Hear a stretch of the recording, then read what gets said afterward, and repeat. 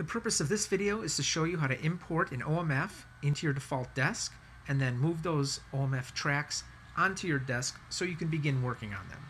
So far what I've done in this session is I've imported the video, imported the temp audio track from the video, and made sure everything is positioned properly at the 2 beep. If I click on the 2 beep track and I tab up to it, I can see that the counter says 58 seconds. I'm looking at the visual 2 from the video, and I'm right up to the 2 beep, so everything is ready to go. Don't start working on a project until these conditions are true. You can see my sync point here on the video track, which is how I positioned it. If you want to see that, you can catch it in another video. So when I go to import the tracks from the OMF, it will create new audio tracks after whatever track is highlighted over here on the left. I don't want my OMF to be inserted after the 2 beep. My personal preference is to click on the very last track and then go to File, Import, Session Data. Let's find our OMF. There it is for Fetal Project. Select it, and we'll run through this import box here. Most times you don't have to worry about this top section at all, so we will skip it. In fact, I can tell you I count on one hand the number of times in my career I had to deal with anything up here. Next section is Media Options. This tells us, what do you want me to do with the audio that's in the OMF? And currently, by default, it's set to link. That's a bad situation because what it means is it's telling Pro Tools, don't copy the audio out of the OMF, just link to it. This will save hard disk space. The problem is, if you hand off this job to another engineer or send it somewhere else to be worked upon or move it to a different hard drive, because you're linking to the OMF, when you move it to a different hard drive or folder, it breaks the folder path to the OMF and it can never find that audio again, even if you try to relink to it. So linking, bad. What you want to do is tell it to force. And what force does, Pro Tools will now go inside the OMF, find all the audio files, do a sample rate conversion if needed, and then copy them over to your folder, to the audio files folder in your session. This guarantees that the files are out of the OMF in your local folder and now will travel with the session if you go to hand it off to somebody else. So make sure you're in force. For video media options, you won't have to mess with this because video editors do not include the video in the OMF. They only give you audio OMFs. So you won't have to deal with that. Next section, it's telling us that there are 5 mono audio tracks inside this OMF container. It's going to create new audio tracks for all of them. OMFs are only in mono, so some of these are probably stereo music and stereo sound effects, but we will deal with those later. Just be aware that an OMF can only create mono tracks. Down here, it's telling us it will import clip gain if the video editor gave us any. It'll import the automation volume if the video editor did any. My personal preference is not to import volume automation because I don't care what the video editor did to mix this. It's my job to mix it from scratch and make it sound better than the video editor did, so I'm going to leave off the volume automation.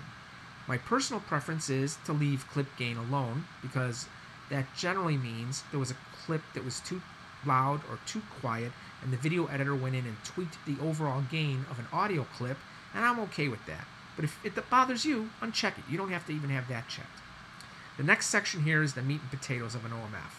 It's telling us that it's going to import new clips, replacing any audio that's on our tracks. But we don't have to worry about that because we're creating new tracks for all of our audio anyway. This next box tells us all of the metadata that can be imported from the OMF onto our desk. Now generally, these settings here represent the default desk of the video editor for his audio session on Avid or Final Cut. The routing, the input-output, the plugins they use, the reverb sends. If you import this, you run the risk of overwriting the settings on your default desk, and that makes for a very bad session start. All that we really want out of all these options are the clips of audio. That's it. I don't care what outputs they use on their Avid or what reverb sends they might have set up. I'm redoing all of that. All I want are these clips. Now you could go through one by one and uncheck all of these, which will take a second or two, or you can just tell it, I don't want any of them, and then go back and select clips and media. But watch what happens when I select none to this button over here. It flips down and says, none? Oh, you don't want to import. Yeah, I do want to import. So make sure you click that back up, and then it selects clips and media for you. If that's not selected, do it yourself. So the only thing you need from this list are the audio clips, which I just unchecked. Nope, there they are. So we're ready. We've got import audio clips onto new tracks, and this is going to create 5 new tracks of audio at the bottom of our session. Okay, I'm not seeing it now, so let's zoom out a couple notches, and there they are. So while our 2 beep is at 58 seconds, the video editor put his 2 beep at 2 minutes, 58 seconds, and 5 frames. Now, why that's off by 5 frames, I couldn't tell you, but my guess is they just weren't concerned about it enough to care. So what I'm going to do is highlight. I'm going to tab up to my 2 beep, hold the Shift key, highlight all of these, and then go to spot mode and click on any one of these with the hand, and the dialog window comes up, and instead of being at 2:58:05, hit delete and type in 5800. Most of the times when you import an OMF, they are not going to be at the exact time code where you would like them to be. Generally, your first session, your first spot of the day is going to be at 58 seconds, and I'm just going to move these over to 58. So here they go. Boom. Perfect. Now what I'd like to do is go through and solo these up one by one and give them a listen and see what they are. So here's track number 1.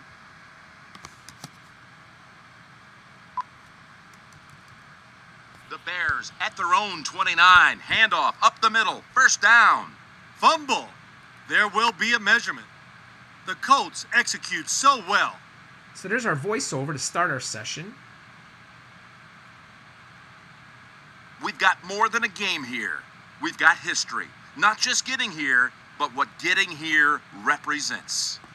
Now, a lot of engineers I've seen copy this up or move it up to a voiceover track. My opinion is, to get this far, where we've imported the OMF and imported the audio, that took time. It took several minutes, maybe just 5 minutes. If I wasn't making this video, I could whip this up in 5 minutes. But still, that's 5 minutes of time that your client paid for. If you start copying these elements up to the voiceover tracks, say doing this, what you have just done is damaged the OMF. It no longer exists in its original form, Command Z. So because it took you time to do this, and because you might have to go back to it at some point, don't damage the OMF. Copy everything out of the OMF up to the tracks you need. I'm not even going to highlight the 2 beep. I'm going to highlight these 2 voice tracks and copy them, Command C, and then nudge myself up at the P key, P, up to a voice track, and paste them on. So now I've copied that audio, the OMF has not been damaged, and I'm in good shape.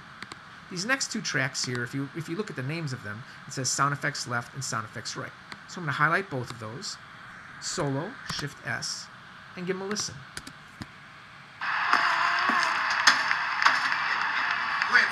So this is the sound effects submix that already existed for this commercial. These are 2 mono tracks, but it's clear that this is a stereo sound effects file.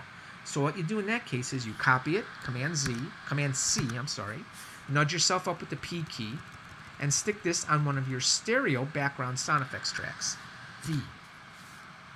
What that did was, it's a nice little trick. You can take 2 mono files, copy them up to a stereo track, and it becomes a stereo file.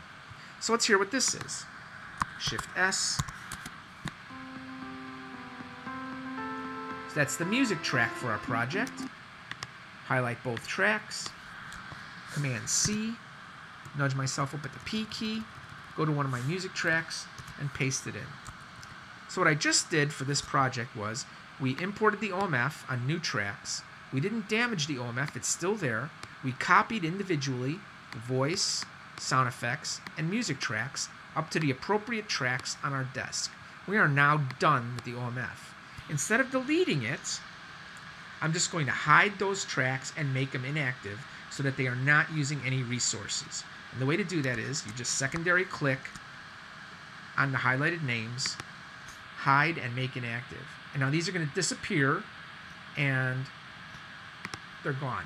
They're not using any resources at all on our desk. But if we should need to go back and grab something off of there, we can find them. If you need to see those tracks again, you just come over here to your track list, secondary click on them, and it'll say show them and make them active. That's how you would undo that. But we're set. So this video showed you how to import the OMF, move it from a location where it was, copy all the audio up off the OMF tracks onto your desk. You are now ready to start your project.